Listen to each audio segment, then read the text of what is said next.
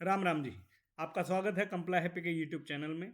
और आज जो हम आपके लिए वीडियो लाए हैं उसमें हम आपको ये बताएंगे कि अगर आपके सीए ने GSTR 1 भर दी है और आपको 3B के लिए जो चीज़ें ज़रूरी हैं कि हाँ ये इनपुट आना चाहिए, ये इनपुट बचा था, वो सब भेज दिया है, तो आप बिना सीए की मदद के चालान कैसे जनरेट कर सकते हैं और पेमेंट कर सकते हैं। क्योंकि कई बार ऐसा होता है कि आप सीए को बोलते हैं चालान जनरेट करिए और उसके 2-3 दिन बाद आप जाके चालान का पेमेंट करने लगते हैं, तो वो चालान एक्सपायर हो जाता है या कुछ ना कुछ इसमें तकनीकी गड़बड़ आ जाती है जो कि जीएसटी की वेबसाइट पे कभी कभी आ जाती है। तो आपको क्या करना है, वो मैं आपको आज सिखाने वाला हूँ। सर्विसेज में जाइए लॉगिन करने के बाद और रिटर्न डैशबोर्ड पर क्लिक करिए। रिटर्न डैशबोर्ड पर जाने के बाद जब आप पीरियड सिलेक्ट करेंगे, तो जैसे अभी जनवरी 2026 चल रहा है तो हमें Q3 अक्टूबर टू दिसंबर में जाकर के दिसंबर महीना चुनना है, क्योंकि दिसंबर की जो रिटर्न है वो हमें 15 जनवरी के आसपास भरनी होती है। यहाँ जब आप जाएंगे तो देखेंगे कि हाँ GSTR 1 फाइल कर दी है आपके सीए ने, बहुत बढ़िया बात है, कंसल्टेंट ने फाइल कर दी है। और मेरे क्लिक करते ही ये एकदम से GSTR 1 पे चला गया भावनात्मक होके।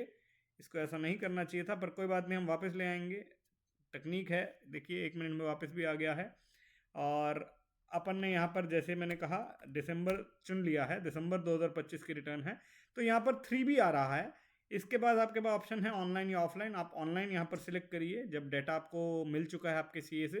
तो प्रिपेयर ऑनलाइन पर जब आप जाएंगे तो आपको यहाँ पर दिख जाएगा कि हाँ भैया आपका सिस्टम जनरेट हो चुका है, GSTR 1 आपका फाइल हो चुका है, 2B हमने जनरेट कर दी है। और समरी स्टेटस जो है वो येस है, कोई दिक्कत वाली बात नहीं है, जो आपका दिखना चाहिए था वो सब दिख रहा है। तो जो सब कुछ दिख रहा है तो आपको यहाँ इतना दिमाग लगाने की जरूरत नहीं है, सीए लगाएगा दिमाग कि tax on outward and reverse charge invert supplies क्या है, आईटीसी कितना मिल रहा है, एग्जेम्प्ट है क्या नहीं है, इंटरेस्ट वगैरह है क्या नहीं है, ये सब आपको नहीं दिमाग लगाना, आपको सीधा नीचे जाना है और प्रोसीड टू पेमेंट करना है। प्रोसीड टू पेमेंट करने के बाद ये आपको बताएगा कि भैया आपके पास इतना बैलेंस तो नहीं है जितना आपका टैक्स बन रहा है। तो आप कहेंगे ओके ओके कोई बात नहीं, आपको ज़्यादा दिमाग नहीं लगाना, क्योंकि ये सब की समरी जो है सीए आपको बना करके देगा। आपको सीधा सीधा जाके यहाँ पर करना है मेक पेमेंट या पोस्ट क्रेडिट टू लेजर। तो जब आप एग्री एंड कंटिन्यू कर देते हैं इस बात पे, तो ये कहता है कि कोई बात नहीं, अभी बैलेंस नहीं है तो चालान बनाऊं क्या। हाँ, आप कहेंगे बना दीजिए, कोई दिक्कत नहीं है, मैं पेमेंट करने को तैयार हूँ। क्योंकि जीएसटी जो सरकार के पास जाएगा तभी सरकार जो है अमेरिका और ट्रंप की हरकतों से अपने आप को बचा पाएगी।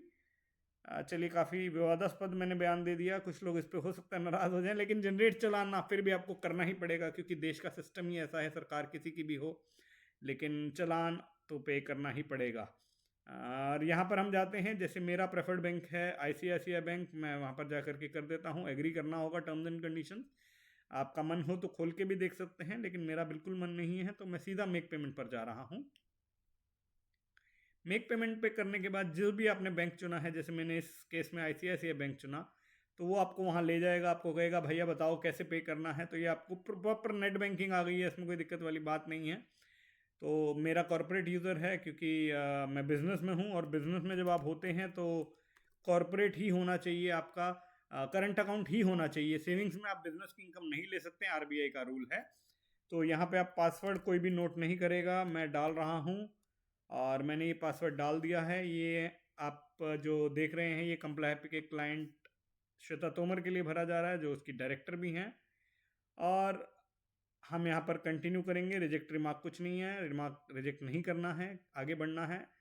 आगे बढ़ेंगे, यहाँ पर लिख देंगे रिमार्क्स में GST और OTP जो आपके मोबाइल पर आया होगा वो आप यहाँ डाल देंगे। वो डालने के बाद आपको सबमिट करना है। सबमिट करने के बाद तुरंत ये आपको ले जाएगा, आपको कहेगा कि डाउनलोड करना है, क्या आप डाउनलोड कर लेंगे, और तुरंत ही आपको गवर्नमेंट की साइट पर लेके चला जाएगा। अगर वो नहीं भी लेके जा रहा हो तो आप कर सकते हैं। और इसके बाद यहाँ पे आपका काम जनरली ख़त्म हो जाता है। आगे सीए का काम रहता है कि वो आपसे OTP ले, वो रिटर्न फाइल करे। लेकिन अगर आप सीए का काम आसान करना चाहते हैं कि हाँ यार कोई बात नहीं मैं खुद ही कर लेता हूँ, तो आप यहाँ कंटिन्यू कर सकते हैं। कंटिन्यू करने के बाद आपसे कहेगा कि ठीक है अब आपने पेमेंट कर दी है, आपके क्रेडिट लेजर में जो है वो, कैश लेजर में जो है वो आ चुका है। तो आप फिर से वही दबाएंगे जो मैंने पहले दबाने बोला था, make payment post credit to ledger. तो आप एग्री एंड कंटिन्यू जब करेंगे तो वो कहेगा हाँ हाँ हाँ, ये ऐसे ऐसे वार्निंग देगा कि भैया अगर कुछ गड़बड़ होगी तुम्हारी जिम्मेदारी नहीं है, हमें पता है कोई गड़बड़ नहीं होगी, GST डिपार्टमेंट बहुत बढ़िया चल रहा है। तो ऑफसेट जो है वो सक्सेसफुल हो गया है। और अब हम प्रोसीड टू फाइल रिटर्न करेंगे क्योंकि पेमेंट जो है हमने सरकार को कर दी है।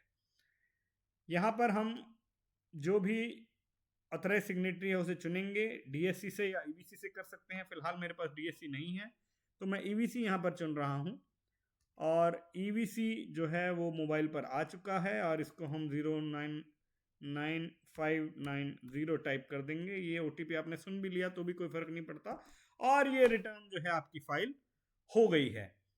तो आज की वीडियो में हमने जाना कि किस प्रकार से सीए ने अगर GSTR1 भर दी है और आपको समरी भेज दी है कि कितना टैक्स आपका बन रहा है, तो आप 3B में जाकर के किस प्रकार से चालान का पेमेंट कर सकते हैं।